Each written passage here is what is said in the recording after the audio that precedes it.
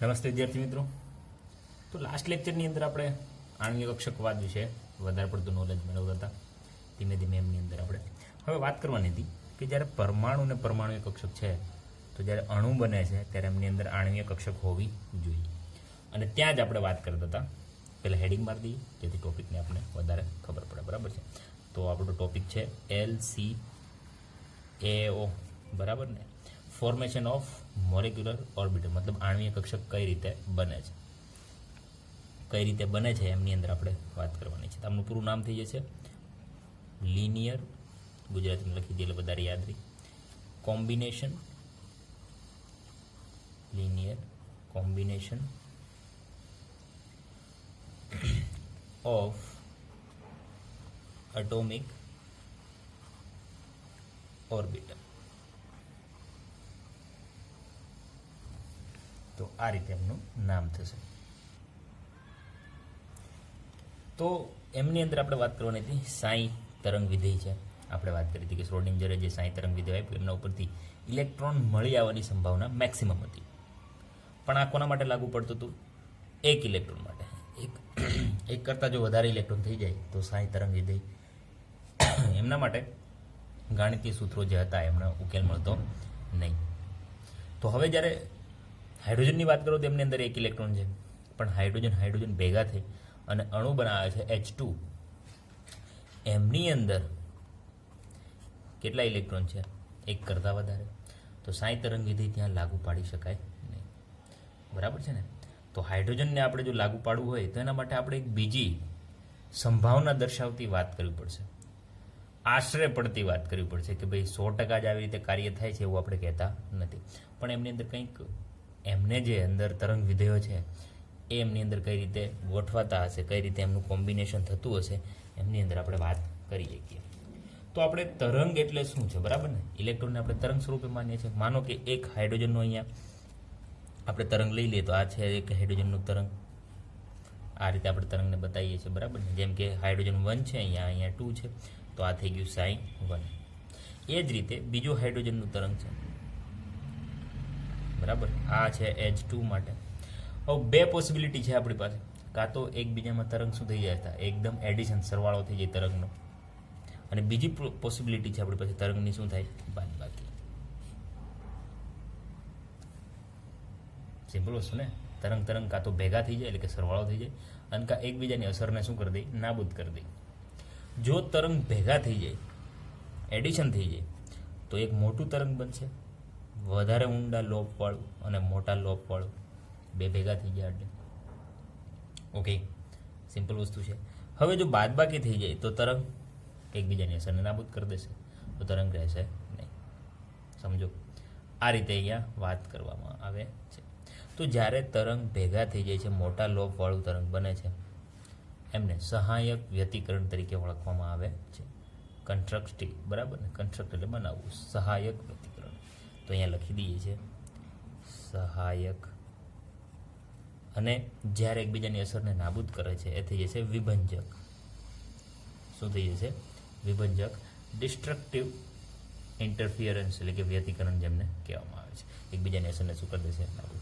તો જ્યારે સહાયક વ્યતિકરણ થશે, બે તરંગો એકબીજામાં એડિશન થશે, ત્યારે જે મોટું તરંગ બને છે એમને શું કહેવામાં આવશે? બંધકારક.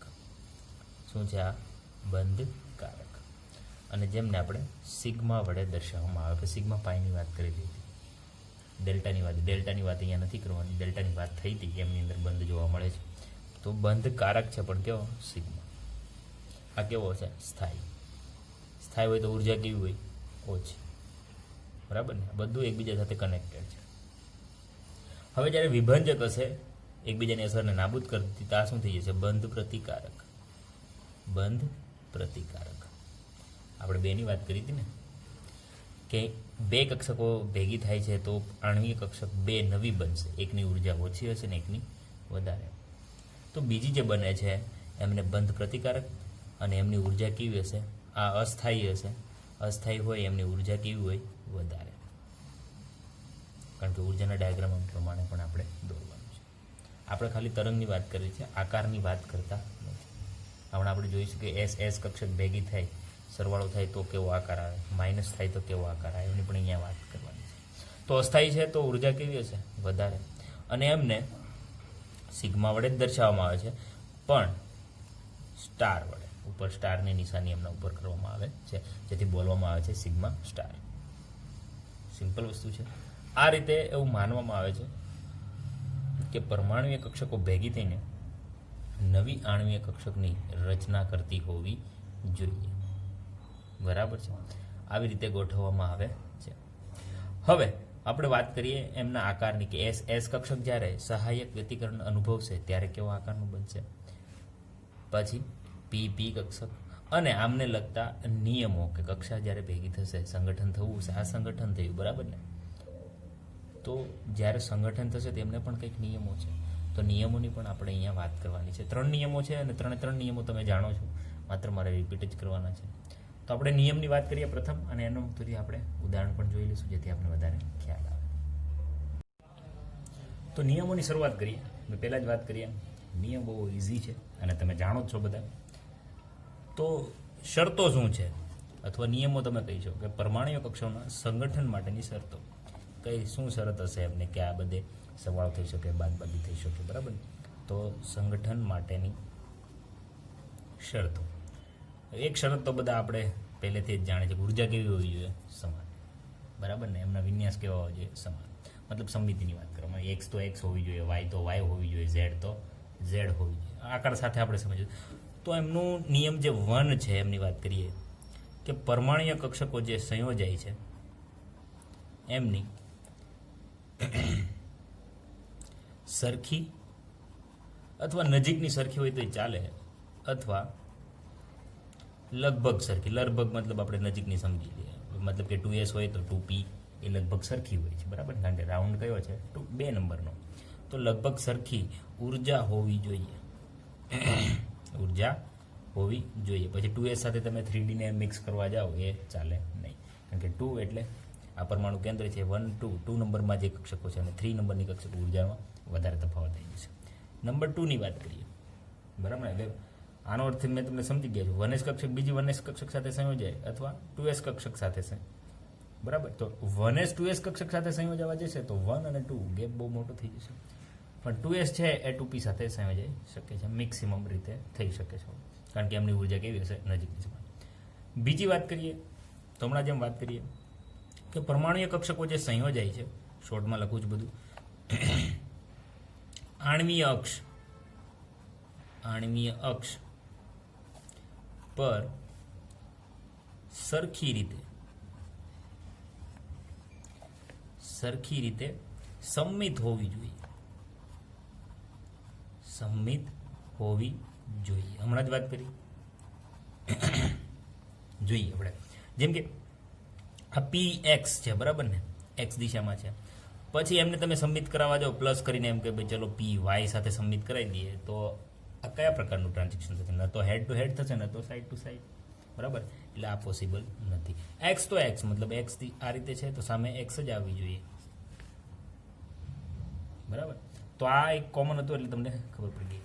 નંબર 3 ની વાત કરીએ. સંયોજાતી પરમાણુ કક્ષકનું મહત્વ માત્રામાં સંમિશ્રણ થવું જોઈએ. એટલે આ જે બે ભેગી થાય છે, જેમ બને વધારે મિશ્રણ કેવું થવું જોઈએ? મહત્તમ. તો પરમાણુય કક્ષકોનું મહત્તમ માત્રામાં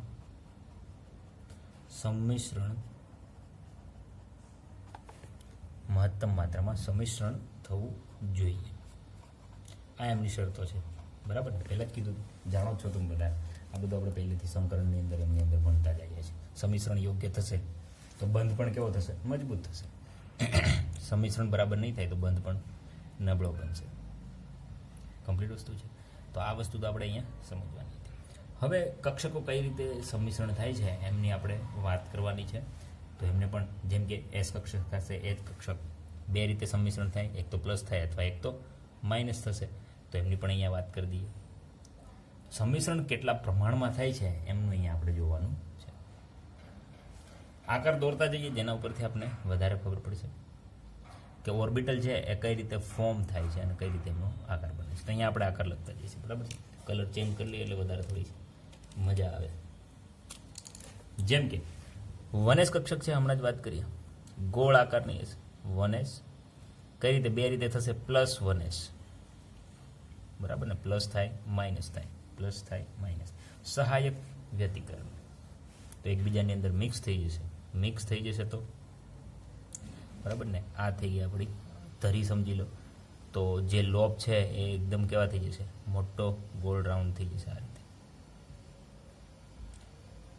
પ્લસ પ્લસ માઇનસ માઇનસ, સહાયક વ્યતિકરણની અંદર આવું તમે જોઈ શકો છો. હવે આ જ વસ્તુ જો માઇનસ થાય તો માઇનસને આ થઈ ગઈ સહાયક, જો માઇનસ થાય એટલે કે 1s એકબીજાની અંદરથી યોગ્ય રીતે સંમિશ્રણ ન થાય અને એકબીજાની અસરને નાબૂદ કરે તો ઊભી રીતે બતાવીએ છીએ, બરાબર, અથવા તમે આડી પણ કરી શકો છો. અને લોબ છે એકબીજાને કેન્સલ કરતા પ્લસ અને માઇનસ આ બાજુ, એક આ બાજુ થઈ જાય પ્લસ અને માઇનસ. હવે આપણે જાણીએ આ શું થઈ જશે? નોડલ સપાટી, ત્યાં ઇલેક્ટ્રોન મળી આવવાની સંભાવના કેવી થઈ જાય? ઓછી. આ પ્લસ હતું એટલે આ કેવી થઈ ગઈ? સ્થાયી એટલે બંધકારક, સિગ્મા, બરાબર ને. આ થઈ ગયું બંધ પ્રતિકારક, સિગ્મા સ્ટાર, વધારે ઉર્જા છે એટલા માટે. એમ જુદી જુદી બીજી કક્ષકોને પણ આપણે ફોર્મમાં બતાવી શકીએ. જેમ કે આપણે વાત કરી હતી સમમિતિ સમાન હશે તો એડિશન સરવાળો અને બાદબાકી તમને જોવા મળશે. સમમિતિ સમાન હોવી જોઈએ, એક્સ તો એક્સ, વાય તો વાય. જોઈએ આપણે, જેમ કે આપણી પાસે છે આ px, કઈ px છે? આપણે 2pની વાત કરી દો અથવા 2pz લઈ લો તો પણ ચાલશે. 2pz કહી દે, આ છે 2pz. આપણે એડિશન કરવાનું છે, કોની સાથે થશે? 2pz સાથે જ થશે, કારણ કે આપણે આમને નિયમ નંબર જોયો છે, સમમિતિ કેવી હોવી જોઈએ? સમાન. એડિશનની વાત કરીએ છીએ તો શું થઈ જશે? એકબીજાની અંદર મિક્સ થઈ જશે. તો આ બે લોબ એકબીજાની અંદર મિક્સ થઈ જશે તો એક મોટો લોબ બનશે આ રીતે, અને આ જે પાછળના નાના નાના લોબ રહેશે આ રીતે. ઓકે, આ કેવી થઈ ગઈ? બોન્ડિંગ, બંધકારક.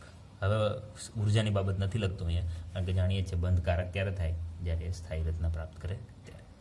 માનો કે માઇનસ હોત તો આ બંને બાદબાકી થાત તો નીચે બતાવી દઈએ છીએ. બાદબાકી થાય તો શું થાય? બંને એકબીજાની અસર કેન્સલ કરશે, તો લોબ નાના આ બાજુ રહેશે અને મોટા લોબ આ રીતે થઈ જશે, માઇનસ પ્લસ પ્લસ માઇનસ.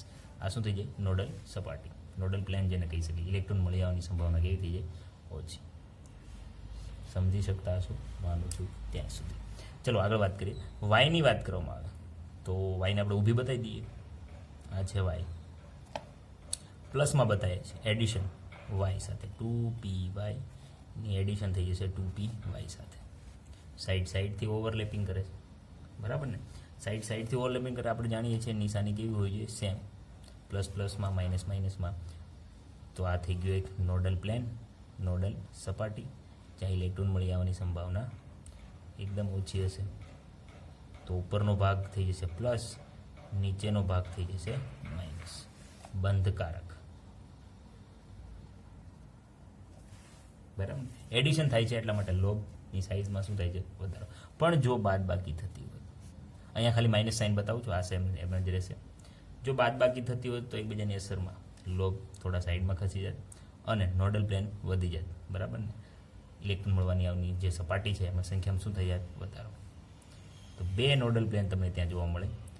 એક અહીંયા હશે,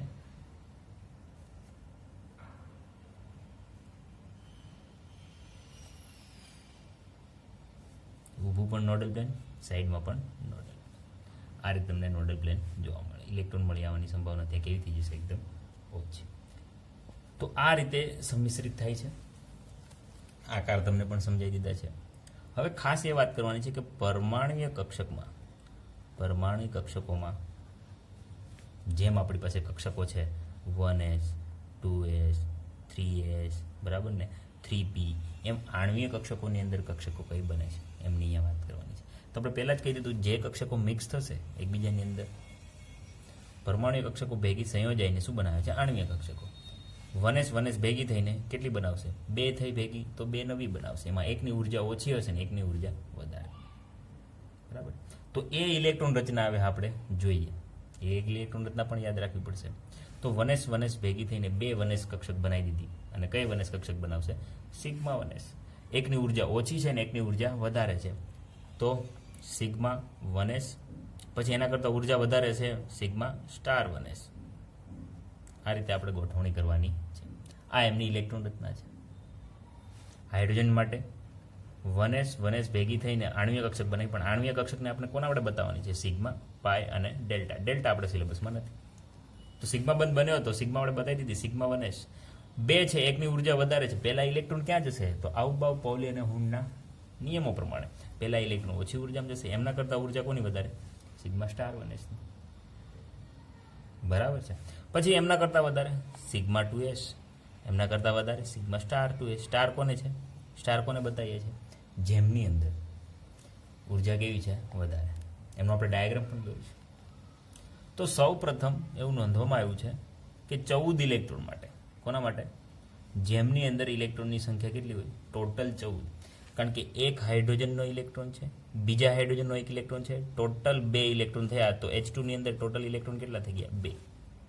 તો આપણે 2 ઇલેક્ટ્રોન અહીંયા બતાવવા પડશે. તો અહીંયા આપણે જાણીએ છીએ એક કક્ષકની અંદર 2 ઇલેક્ટ્રોન જાય તો અહીંયા લખી શકો તમે. હાઇડ્રોજનનો ડાયાગ્રામ અહીંયા ખતમ થઈ જાય. Sigma 1s 2 electron.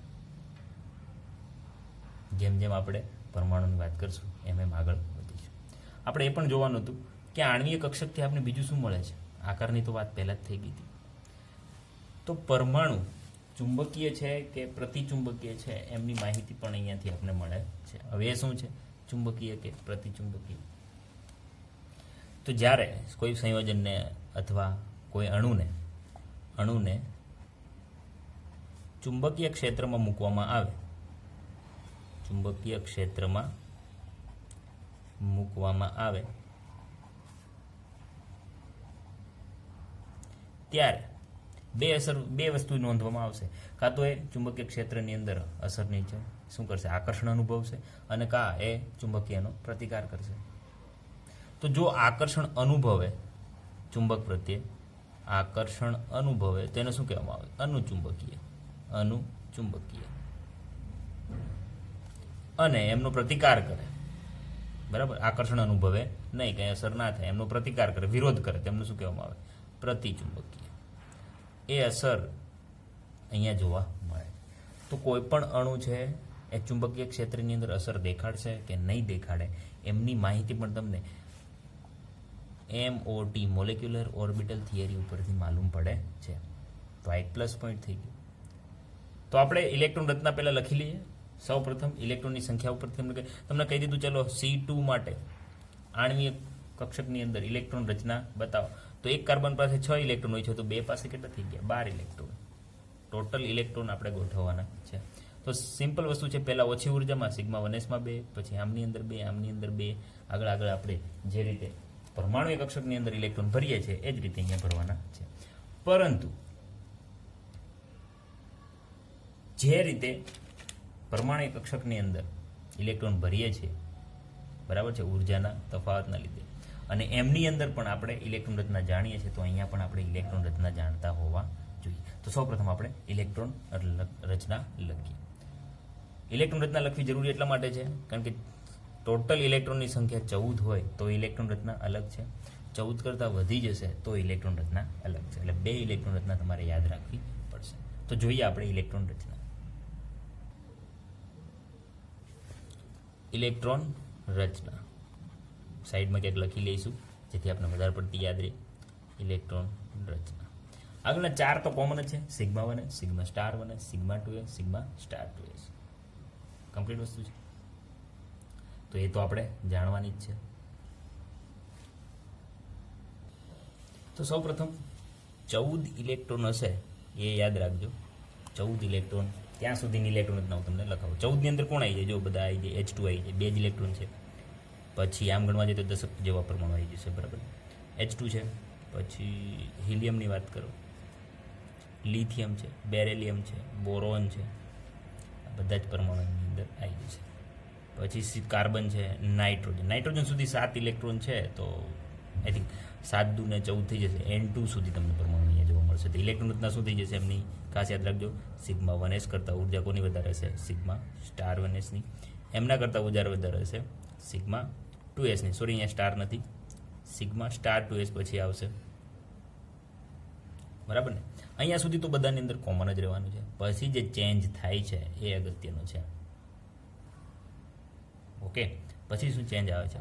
જો સમાન ઉર્જાની અંદર ઇલેક્ટ્રોન કઈ રીતે દાખલ થાય છે આપણે જાણીએ છીએ. પહેલાં બંને કક્ષક આપણે પીએક્સ પીવાય પીઝેડની અંદર ઇલેક્ટ્રોન કઈ રીતે દાખલ? પહેલાં એક, પછી એક, પછી એક, પછી એમનું શું થાય? યુગ્મીકરણ. તો એ નિયમો પણ આઉબાઉ, પાઉલી અને હુનના નિયમો અહીંયા લાગુ પડે છે. તો પછી ઉર્જા આવશે વધારે, pi two p x is equal to pi two p y. Is equal to મતલબ શું છે? આ બંનેની ઉર્જા કેવી છે? સમાન. પહેલાં એક ઇલેક્ટ્રોન અહીંયા, પહેલાં પછી એક ઇલેક્ટ્રોન. એમના કરતાં ઉર્જા પછી વધારે કોની આવશે? સિગ્મા ટુ પી ઝેડની. બરાબર છે? ચલો પછી આવશે એમના કરતાં ઉર્જા વધારે, pi star two p x is equal to pi star two p y. Star છે, બરાબર ને? ઉર્જા વધારે હોય. અને એના પછી લાસ્ટમાં આવશે સિગ્મા ટુ પી ઝેડ, પણ કેવી? સ્ટાર. ચલો, ઓકે. 14 કરતાં જ્યારે ઇલેક્ટ્રોન વધી જશે મોસ્ટલી, ક્યારે? કયા તત્વોની અંદર 14 કરતાં ઇલેક્ટ્રોન વધી જાય? તો O2 છે, F2 છે, Ne2 છે. બરાબર? O2ની અંદર 8 ને 8 16 ઇલેક્ટ્રોન થઈ જાય. ફ્લોરિનની અંદર 9 ઇલેક્ટ્રોન એકની અંદર હોય, તો બેની અંદર કેટલા થઈ જશે? 18 ઇલેક્ટ્રોન. તો ત્યારે ઇલેક્ટ્રોન રચના થોડી બદલી જશે. આ 4 તો સેમ જ રહેશે. કોપી મારી દઈએ. સિગ્મા 1s, એના કરતાં વધારે સિગ્મા સ્ટાર 1s, પછી વધારે સિગ્મા 2s, એના કરતાં વધારે સિગ્મા સ્ટાર 2s. ચેન્જ ક્યાં આવે છે? બરાબર, ચેન્જ ઓનલી એટલો જ આવે છે, સિગ્મા જે 2pz છે ક્યાં આવતી રહેશે? આગળ. બસ એટલો જ ચેન્જ છે. તો અહીંયા કરી દઈએ સિગ્મા 2pz, અને પછી pi 2px is equal to pi 2py. એના કરતાં ઉર્જા કોની વધારે છે? પછી તો કોમન જ છે, pi star 2px is equal to pi star 2py. અને લાસ્ટ પર આવશે sigma star 2pz. Sigma star 2pz. ચલો, ચેન્જ ક્યાં આવે છે? માત્ર 14 કરતાં ઇલેક્ટ્રોન જ્યારે વધી જશે ત્યારે આગળ, મતલબ આપણે 14 ના યાદ રાખો તો આપણે નાઇટ્રોજન સુધી યાદ રાખજો કે નાઇટ્રોજન પછી ઇલેક્ટ્રોન રચના બદલાય છે. જોઈએ ભાઈ, હજી આમ તો ના ખબર પડે. આપણે પહેલું જ ઉદાહરણ લઈએ H2 માટે. ઓકે, જેથી આપણે વધારે એમની અંદર કઈ કઈ ગણતરી કરવાની છે એમની પણ વાત કરવાની છે. તો H2ની અંદર સૌ પ્રથમ જોઈએ, ખાલી ઇલેક્ટ્રોન ગોઠવવાની જરૂર નથી, હજી ઘણું બધું અંદર છે. તો હાઇડ્રોજનની અંદર 2 ઇલેક્ટ્રોન છે. એક હાઇડ્રોજનનો એક, તો 2નો કેટલા થઈ જશે? 2. વસ્તુને સમજો, હાઇડ્રોજનના 2 પરમાણુના સંગઠનથી નવી ઉર્જા કેટલી રચાવાની? 2. હું એનર્જી ડાયાગ્રામ પણ બતાવીશ, પણ હજી વાર છે. બરાબર? તો ઇલેક્ટ્રોન રચના હાઇડ્રોજન માટે 4 તો આગળની કોમન જ છે. બરાબર? તો ઇલેક્ટ્રોન રચના ડાયરેક્ટ અહીં લખી દઈએ. ડાયરેક્ટ 2 ઇલેક્ટ્રોન, એક કક્ષકની અંદર 2 ઇલેક્ટ્રોન સમાય, તો બંને ઇલેક્ટ્રોન ક્યાં આવી જશે? સિગ્મા 1sની અંદર. બરાબર? કેટલા ઇલેક્ટ્રોન? 2 ઇલેક્ટ્રોન. આગળ જવાની જરૂર જ નથી, ઇલેક્ટ્રોન ખતમ થઈ ગયા. ચલો, આ થઈ ગયા એમની ઇલેક્ટ્રોન. આટલામાં કામ ખતમ થતું નથી. બંધ ક્રમાંક તમારે બતાવવાનો રહેશે. બંધ ક્રમાંક તમે જાણો છો, 1 બંધ બનશે, 2 બંધ બનશે, 3 બનશે. એક સમજી લો, પછી બધાની અંદર કોમન વસ્તુ છે. બંધ ક્રમાંક કઈ રીતે બનાવશો? તેનું સૂત્ર છે NB - NA/2. હવે આ શું છે વળી? NB મતલબ B કોણ છે? Number of bonding pair electron. Bonding કોણ થાય? જો તમને સ્ટાર બતાવશે ઉપર, સ્ટાર કોણ છે? એન્ટી બોન્ડિંગ, મતલબ બંધ પ્રતિકારક. NA છે anti bonding, B for bonding, A for anti bonding. બરાબર ને? બંધકારક, બંધ પ્રતિકારક.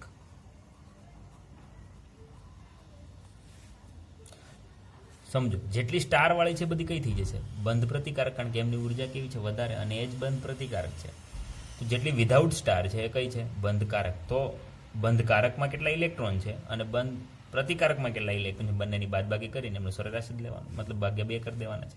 તો અહીંયા તો એક જ છે, બંધકારકમાં 2 ઇલેક્ટ્રોન. તો આમને ગણતરીમાં શું થાય? NB એટલે 2, એમાં નથી કોઈ ઇલેક્ટ્રોન, 0/2 મતલબ શું થઈ ગયું? 1. મતલબ બંધ ક્રમાંક 1. મતલબ આ શું બતાવે છે? હાઇડ્રોજન હાઇડ્રોજન વચ્ચે એક બંધ રહેલો છે. કેટલા બંધ છે? 1 બંધ. હવે એનાથી શું આપણે ફાયદો પડશે? તો એક વસ્તુ સમજી લો, બંધ લંબાઈ બંધ લંબાઈ ચલે છે 1/બંધ ક્રમાંક, 1/ બંધ ક્રમાંક મતલબ વ્યસ્ત ક્રમાંક. બંધ લંબાઈ શું છે? જેમ બંધ લંબાઈ મોટી થશે એમ પરમાણુ કેવો થઈ જશે? અસ્થાયી. અસ્થાયી અથવા આસાનીથી તૂટી જશે, કારણ કે પરમાણુ નજીક નજીક નહીં હોય, બંધ લંબાઈ વધે. મતલબ કે આ બંધ લંબાઈ એટલી ટૂંકી, હું બંધ લંબાઈ આ બતાવું તો આ બંધ તમે આસાનીથી તોડી શકો છો, કારણ કે એટલું બધું આકર્ષણ હશે નહીં. તો બંધ ક્રમાંક 2 હોય, બરાબર ને? બંધ ક્રમાંક વધતો જશે તો બંધ લંબાઈ ઘટતી જશે, વ્યસ્ત પ્રમાણમાં છે. બંધ ક્રમાંક 2 હોવો મતલબ જેમ કે કાર્બન કાર્બન વચ્ચે કેટલા બંધ છે? 2. તો બંધ ક્રમાંક કેટલો થઈ ગયો? 2. આ મેં બધું જ બંધ પ્રાચલની અંદર તમને સમજાવેલું હતું. તો આપણે જે લખવાનું છે પોઈન્ટ લખતા, તો જ્યારે પણ કોઈ પણ અણુ બાબતે, અણુની અંદર તમને એમની કક્ષકો વિશે સમજાવવાનું કે તો નંબર 1 તમારે શું લખવાનું થશે? એમની ઇલેક્ટ્રોન રચના. નંબર 2 શું લખવાનું થશે? બંધ ક્રમાંક. નંબર 3 પર જઈએ. નંબર 3 પર હવે તમને જો સ્થાયીતા પૂછે, શું પૂછવામાં આવે? સ્થાયીતા. તો વસ્તુ યાદ રાખવું, બંધકારક ઇલેક્ટ્રોન જો વધારે હોય કોના કરતાં? બંધ પ્રતિકારક કરતાં, તો ઓટોમેટિકલી જે અણુ છે કેવો થઈ જશે? સ્થાયી. કારણ કે જો બંધ અહીંયા કેટલા છે? બંધકારક 2 ઇલેક્ટ્રોન છે, બંધ પ્રતિકારક 0, મતલબ પ્રભુત્વ કોનું વધારે છે? બંધકારકનું. તેથી બંધ શક્ય બન્યો. બંધ પ્રતિકારકના ઇલેક્ટ્રોન જો વધારે હોત તો એ બંધ શક્ય બને જ નહીં.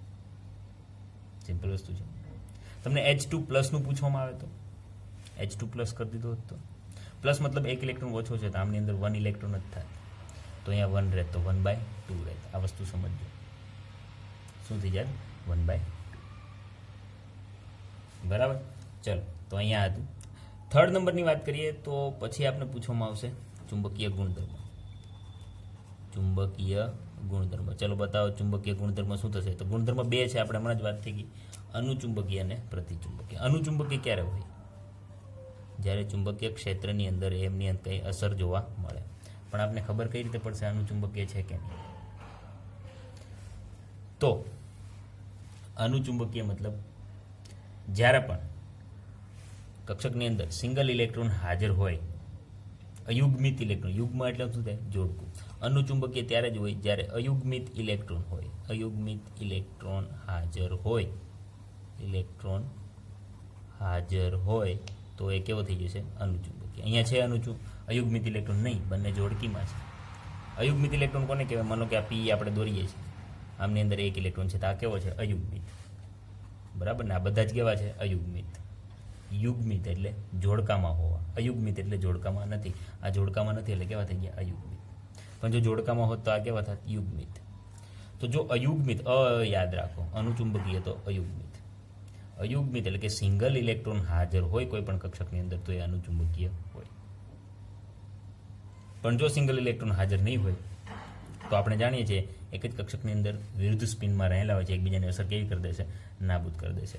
તો હાઇડ્રોજનની અંદર 2 ઇલેક્ટ્રોન છે, મતલબ કે યુગ્મિત છે, તો એ કેવો થઈ જશે? પ્રતિચુંબકીય ગુણધર્મ ધરાવે છે. પ્રતિચુંબકીય. કેવો ગુણધર્મ ધરાવે છે? પ્રતિચુંબકીય. બરાબર છે? આટલી વસ્તુ તમારે ત્યાં લખવાની રહેશે. સ્થાયીતા ક્યારે વધશે? જ્યારે બંધકારક ઇલેક્ટ્રોન યુગ્મની અથવા ઇલેક્ટ્રોનની સંખ્યામાં વધારો હોય. ચલો કંઈ વાંધો નહીં, હજી ના સમજ પડી હોય તો આપણે બીજું ઉદાહરણ લઈએ. જેમ કે હિલિયમનું ઉદાહરણ લઈએ. હિલિયમ He2 આપણે 1 લેશું, સિંગલ લેશું તો શું થઈ જશે? પરમાણુ 2 જ લેવા પડશે. કેટલા ઇલેક્ટ્રોન થઈ જશે? એક હિલિયમમાં 2 ઇલેક્ટ્રોન હોય તો 2માં કેટલા થઈ જશે? 4 ઇલેક્ટ્રોન રચના. તો પહેલા ઇલેક્ટ્રોન ક્યાં જાય? સિગ્મા 1s ની અંદર. 2 ઇલેક્ટ્રોન ભરાઈ ગયા, હજી 2 બાકી છે, ક્યાં જશે? સિગ્મા સ્ટાર 1s ની અંદર 2 ઇલેક્ટ્રોન ત્યાં જશે. થઈ ગઈ આ એમની ઇલેક્ટ્રોન રચના. શું અઘરું છે? ચલો નંબર 2 શું બતાવવાનું છે? બંધ ક્રમાંક. તો અહીંયા બતાવી દો બંધ ક્રમાંક શું છે એમનું સૂત્ર? Nb - Na/2. Nb કોણ? બંધકારક ઇલેક્ટ્રોન. Na કોણ? પ્રતિબંધકારક. તો ગણી લો. બરાબર? સ્ટારવાળા અને વિધાઉટ સ્ટારવાળા ગણી લો. તો બંધકારક મતલબ કે વિધાઉટ સ્ટાર. તો સ્ટાર કોનામાં નથી? 2. એન્ટીબોન્ડિંગ 2/2. ટોટલ કેટલા આવ્યા? 2 માં 2 જાય છે 0. 0/2 કેટલા આવ્યા? 0. મતલબ આ શું બતાવે છે? બંધ શક્ય નથી. બંધ ક્રમાંક કેટલો આવ્યો? 0. મતલબ હિલિયમ પરમાણુ વચ્ચે કોઈ બંધ હોઈ શકે નહીં, અને નથી પણ. કેટલા બંધ બને છે એમની પણ તમને અહીંયા માહિતી મળી ગઈ. બરાબર છે? મતલબ કે આ વસ્તુ અસ્તિત્વ ધરાવતી નથી. તો પછી પ્રતિચુંબકીય કે અનુચુંબકીયની વાત જ ક્યાં રહી. પણ છતાં તમને એવું થતું હોય તો ચુંબકીય ગુણધર્મ પૂછવામાં આવે તો જો આમાંની અંદર પણ અયુગ્મિત ઇલેક્ટ્રોન હાજર નથી, સિંગલ ઇલેક્ટ્રોન એક પણ હાજર નથી, છેલ્લી જોવાની હોય છે. તો આ કેવો થઈ જાય પ્રતિચુંબકીય, પણ છે જ નહીં તો કોઈ પ્રોબ્લેમ છે નહીં. ઓકે, ચલો હજી આગળ વધીએ. કોની વાત કરીએ? લિથિયમની. સમાન ઇલેક્ટ્રોન રચના છે બધાની આપણે વાત કરવાની છે. કોની વાત કરવાની? લિથિયમ. ચલો લિથિયમ 2. એક લિથિયમની અંદર 3 ઇલેક્ટ્રોન હોય, બેની અંદર કેટલા થઈ જશે? 6. એક લિથિયમની અંદર 3, બેની અંદર 6. ચલો ઇલેક્ટ્રોન રચના તો પહેલાં ક્યાં જશે? સિગ્મા 1s ની અંદર 2 ઇલેક્ટ્રોન. આપણે 6 ઇલેક્ટ્રોનની ગોઠવણી કરવાની છે. સિગ્મા 1s પછી ક્યાં જાય? સિગ્મા સ્ટાર 1sની અંદર 2 ઇલેક્ટ્રોન. ચલો આ 2 ફૂલ થઈ ગયા. પછી ક્યાં જશે? સિગ્મા 2sની અંદર. તો સિગ્મા 2sની અંદર 2 ઇલેક્ટ્રોન થઈ ગયા, 6 ઇલેક્ટ્રોન. ચલો ઇલેક્ટ્રોન રચનાનું કામ પૂરું. પછી બંધ ક્રમાંક. બંધ ક્રમાંક શું છે હવે ખબર પડશે. NB - Na/2 કેટલા છે? બંધકારક કેટલા છે? તો સ્ટાર વગરના ગણી લો, 2 ને 2 4. 4 માઇનસ સ્ટારવાળા કેટલા છે? 2. 4 - 2/2 કેટલા આવ્યા? 4માંથી 2 જાય, 2/2 1. મતલબ લિથિયમ વચ્ચે કેટલા બંધ શક્ય છે? એક જ બંધ. લિથિયમ વચ્ચે એક બંધ શક્ય છે. ચલો ઓકે, જોઈએ ભાઈ પ્રતિચુંબકીય કે અનુચુંબકીય. તો હવે તો ખબર પડી જઈએ ચુંબકીય ગુણધર્મ કેવો છે. અયુગ્મિત ઇલેક્ટ્રોન હાજર છે? વિચારો. નથી. સિંગલ ઇલેક્ટ્રોન નથી, બધાની અંદર 2 છે. મતલબ આ કેવો થઈ જશે? પ્રતિચુંબકીય.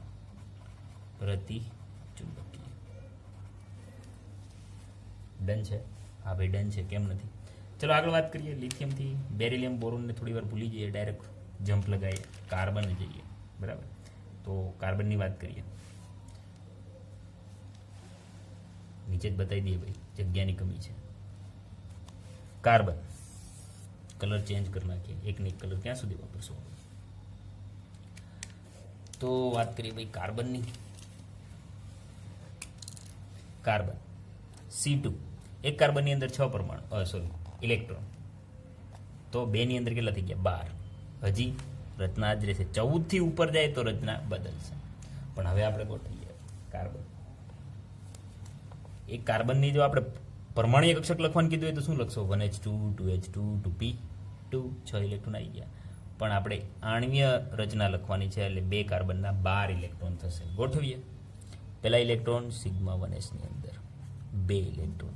પછી જશે સિગ્મા સ્ટાર 1sની અંદર 2 ઇલેક્ટ્રોન. પછી જશે સિગ્મા 2sની અંદર 2 ઇલેક્ટ્રોન. પછી જશે સિગ્મા સ્ટાર 2sની અંદર 2 ઇલેક્ટ્રોન. કેટલા થઈ ગયા? 2 4 6 ને 8 થઈ ગયા. ચલો હવે 4ની ગોઠવણી કરવાની છે. તો હવે કોણ આવે છે? π2px = π2py. યાદ રાખજો. તો યાદ રાખો, અહીંયાથી થોડોક છે આમ જ પણ ખાલી અલગ બતાવું. π2px = π2py. પહેલાં એક ઇલેક્ટ્રોન જાય. બરાબર, નીચે બતાવું છું. પહેલાં એક ઇલેક્ટ્રોન જાય, પછી શું થાય? એમ યુગ્મીકરણ.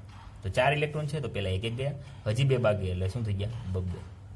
આમની અંદર 2 ઇલેક્ટ્રોન જાય છે. ચલો થઈ ગયું. બંધ ક્રમાંકની વાત કરીએ. બંધ ક્રમાંક શું થઈ જશે?